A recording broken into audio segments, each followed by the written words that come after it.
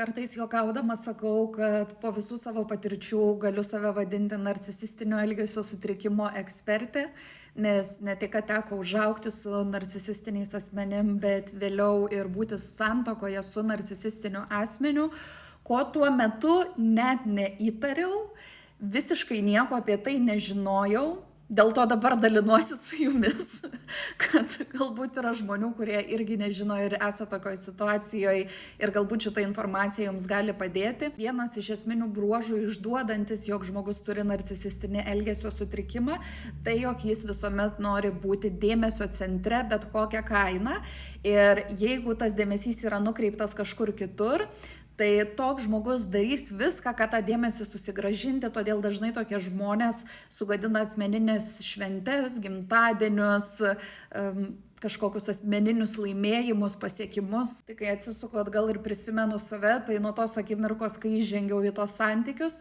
per kiekvieną savo gimtadienį verkiau, nors iki tol man gimtadieniai buvo labai laukiama šventė. Ir per kiekvieną savo pasiekimą ar kažkokį tai laimėjimą, kurį norėdavau paminėti, lygiai taip pat jis buvo sugadintas ir finale tiesiog aš praverkdavau visą dieną. Tai toks asmuo tiesiog išsiurbia iš tavęs džiaugsmą, gyvybinę energiją ir išmokina tenkintis trupiniais.